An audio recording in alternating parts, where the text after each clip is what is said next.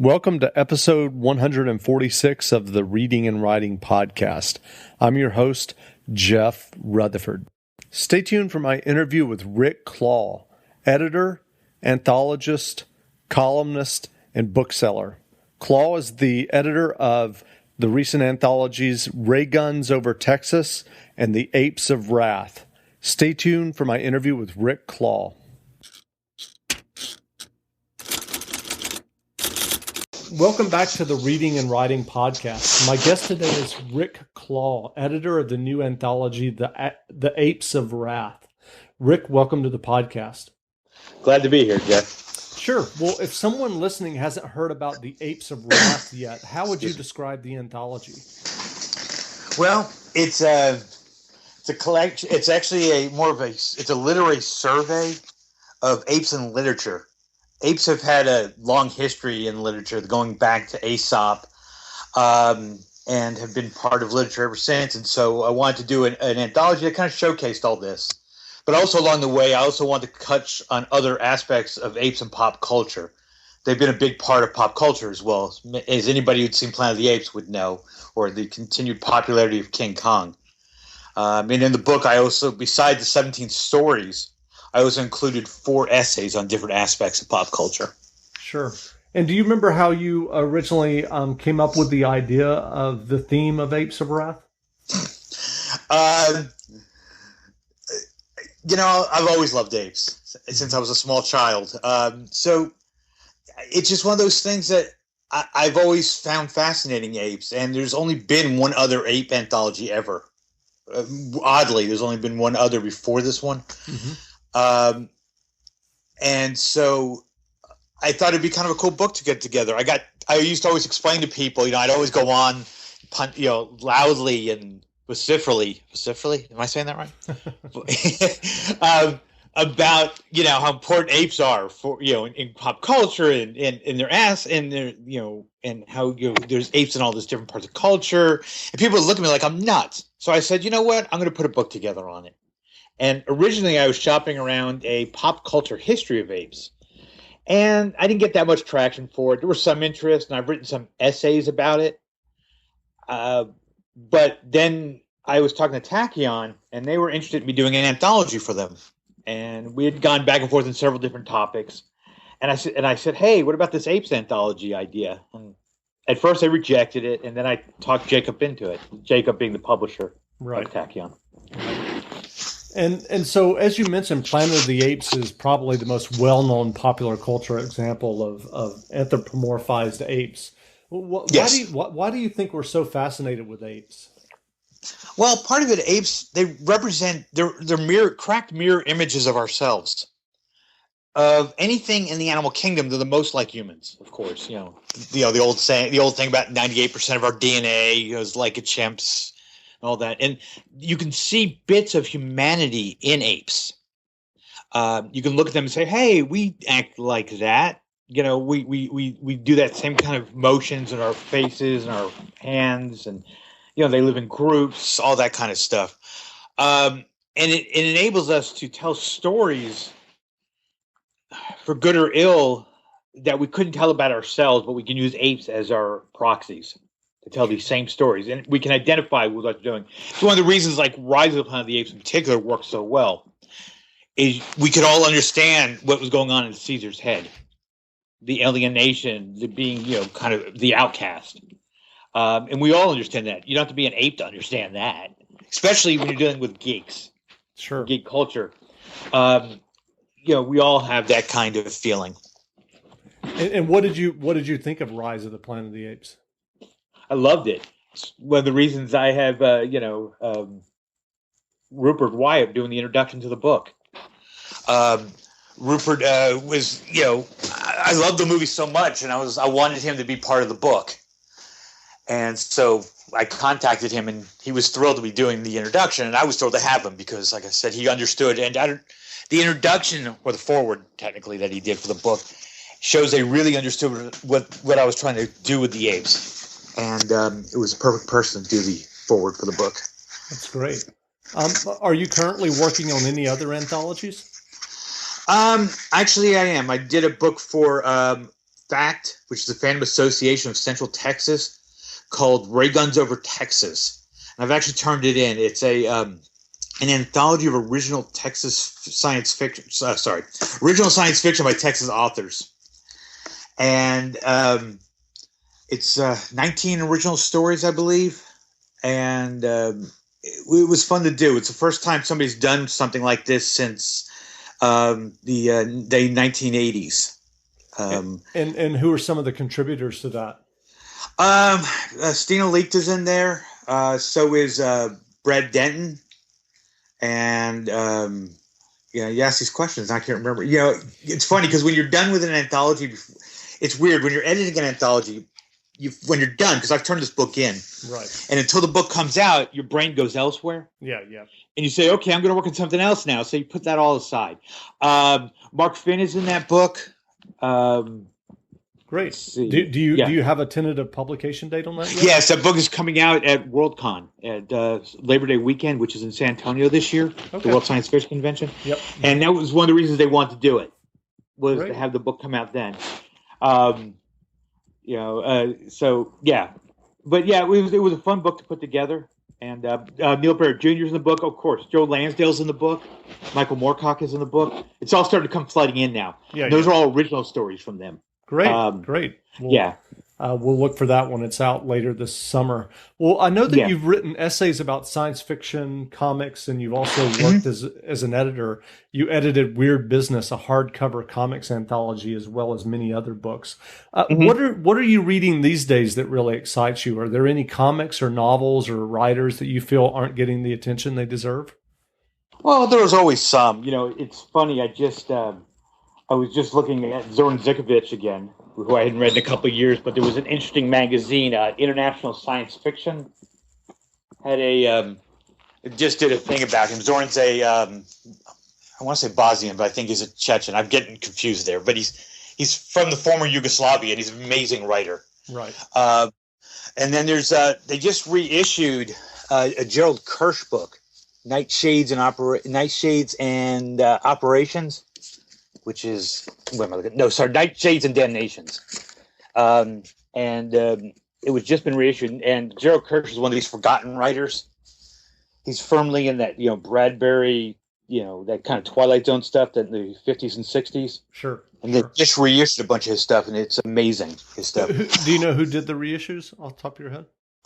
No, I don't, because I don't have it in front of me. And it was a small press, and Yeah, I know that Harlan Ellison has talked about the influence of Kirsch before. Right, and it's actually Nightmares was I think this is only the first time it's the first time it's been reprinted since its original printing back in '69, which Ellison did the introduction to. Kirsch, of course, was also a influential. He wrote Night in the City, the famous crime novel, became a movie in the '50s. More recent writers, I'm a big fan of Jeff Vandermeer's, but that's not like a secret to probably anybody that listens to your podcast. Right. Not that I'm, and full disclosure, I've worked with Jeff. Jeff had me in a couple of his anthologies. I did stuff for his steampunk anthologies. Sure. Two different ones. I was in the Steampunk Bible and the original Steampunk book. Comic-wise, it's interesting because I write a monthly column about graphic novels, and there's several things. I'm a big fan of Colin Bunn's. Why am I'm just not doing too well this morning. I'm not remembering this. Oh, Six Gun. Sorry, the Six Gun, which is a horror western, which is actually a subgenre I'm particularly a fan of. This morning I was rereading Dead in the West. Lansdale's Dead. It's Dora Lansdale's horror western. Sure. Which is being reissued in paperback as Dead Man's Road with a bunch of other stories about the preacher by Tachyon later this year. And let's see, comic-wise, I'm also I'm looking over my shelf here. Chew is quite a book that I like quite a bit, actually. What was that? Sorry, I missed it. Chew? Chew's an interesting book. Chew is it's CHEW, just like a Chew. It's by John Layman and Rob Gilroy, and it's in a reality where poultry is illegal because of swine flu. or bird flu. Sorry, that's swine flu. Because of bird flu, and so all chicken is illegal, and the FDA has all this power, and it's about 2 FDA agents, and one of them has the ability to bite into things in food and see its entire history. That's interesting. Yeah, well, especially when he's investigating a murder and cannibalism comes in. Sure. It's a very interesting, and there's some standards I like. I like League of Extraordinary Gentlemen, the Alan Moore's, his alternate reality, his literary alternate reality, kind of like the ultimate mashups. And I'm also a big fan of older stuff. Kirby is one of my all-time favorites. Sure. Jack Kirby stuff, and with all the massive reprinting of his stuff, I've been very happy. Yeah. So that's kind of the stuff I've kind of been reading. Right. There's other stuff, of course. I like I said, I write the column for SF site every month, so I read quite a few graphic novels. Right. Well, obviously, comic book movies are now huge blockbuster movies at the box office. Are any of have you liked any of the recent superhero movies? Yeah, some I've liked. Actually, Iron Man 3 I enjoyed a lot. I thought it was a nice, their versions of Iron Man are quite good. Avengers is very good.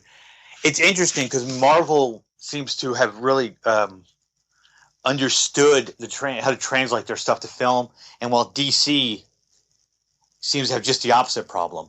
Outside of Batman, nothing they've done has worked. Sure.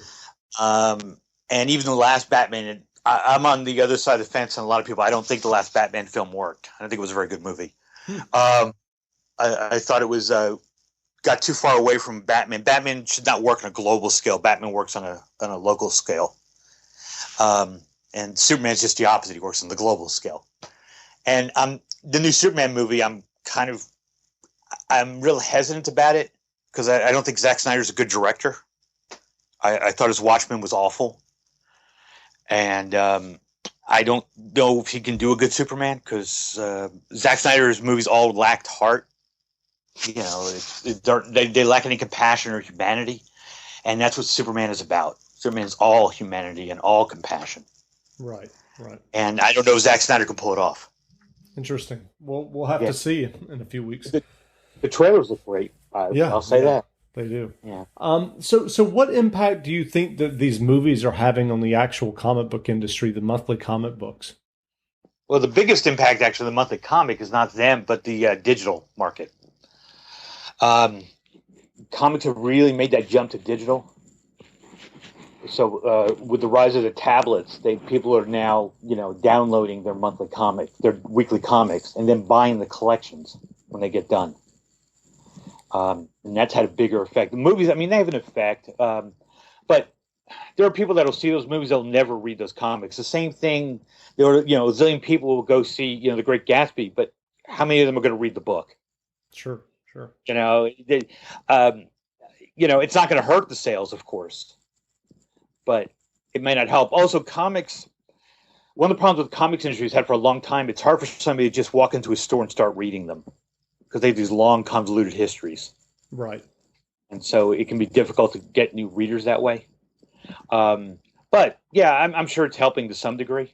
The exciting thing for me is that you get more mainstream books. You get books, like you go into bookstores and you see rows of graphic novels now. You don't go in, it's not like it used to be. When I did Weird Business, which came out in 96, 96 or 95, there weren't really graphic novel sections in bookstores. And when that book came out, and I should probably tell you, Weird Business, to people that are listening who have no idea probably what this is, it was a 420-page hardback comic anthology that I coded it with Joe R. Lansdale. And we had all these big fantasy and horror writers in it of the time, like Charles DeLint did an original story. Nancy Collins, who was really popular at the time with her vampire stories, did an original story. Poppy Z. Bright, who was really popular then, did stories. F. Paul Wilson's got an original story in there. People like that. Mm-hmm. And when the book came out, it's a big hardback, and it's $30, which at the time was a lot of money for a graphic novel. And I would go in the bookstores, and I would find it like in the humor section. I would find it in the kids section, because it's got pictures in it. But it wasn't for kids in any shape or form. There was no way you would want. I would feel uncomfortable giving it to a child. Okay, it's just not for children. And but they had no place to put it. They didn't understand what it was. And of course, we had just the opposite problem in comic book shops, because comic book shops didn't know what to do with it either, because they weren't used to selling things that were hardback in that price point.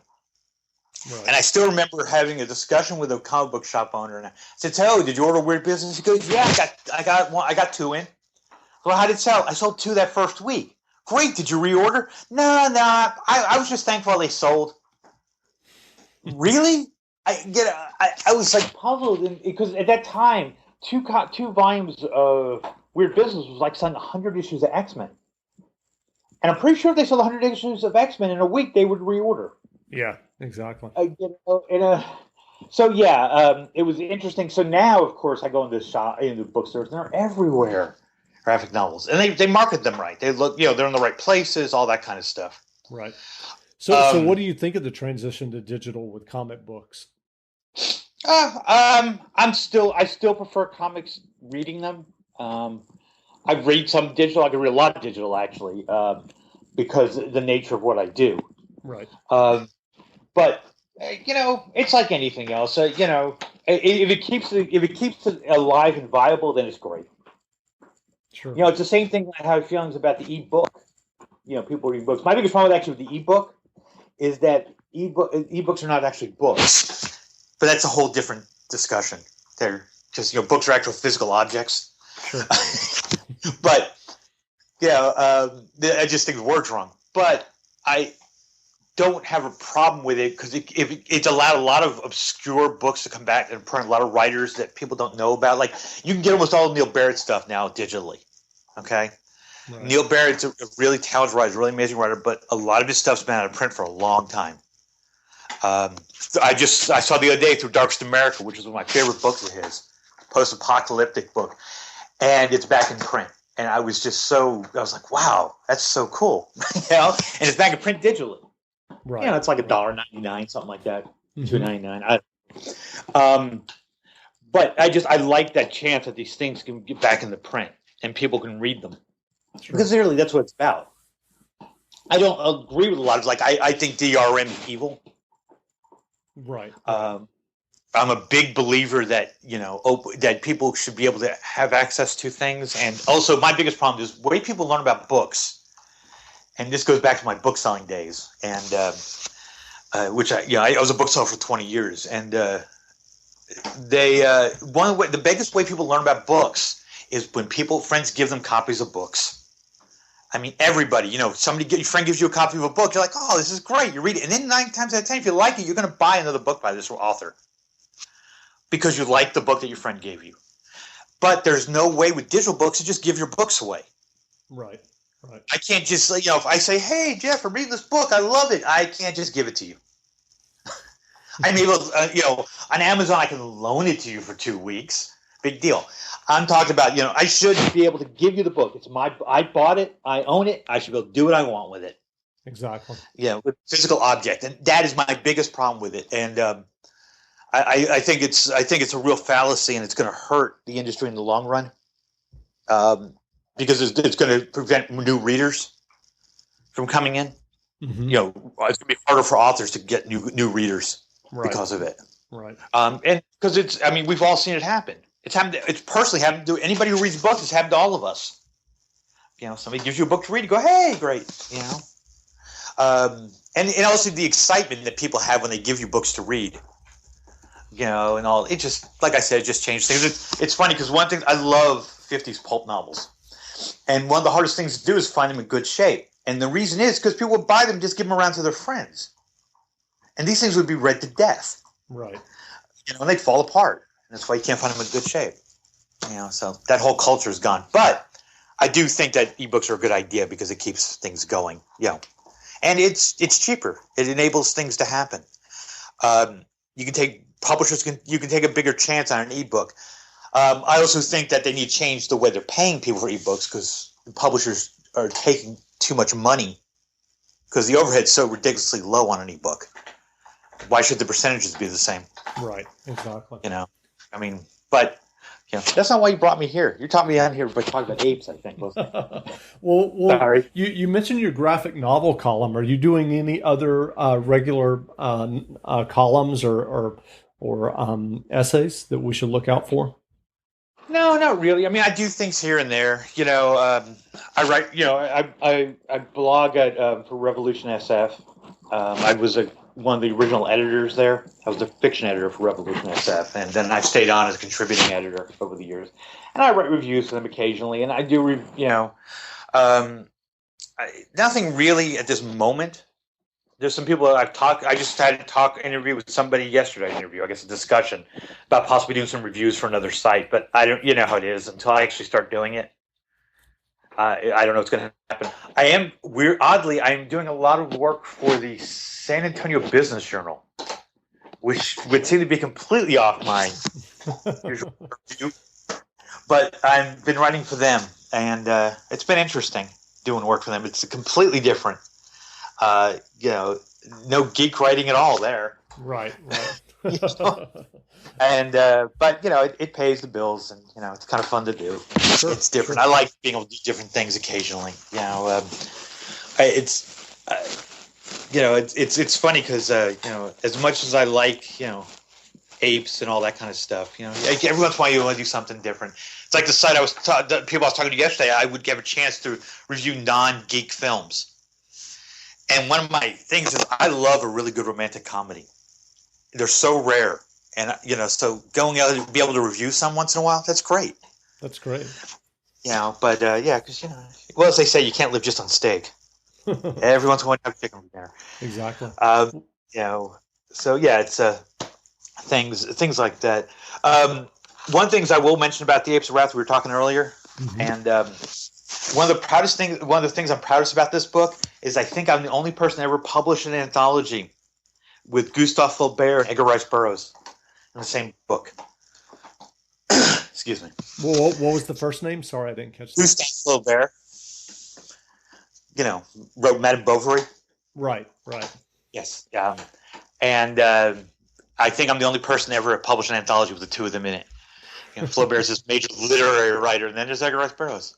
His story actually in the book is the creepiest story. I don't know if you've read the book or not, but it's the creepiest story in the book.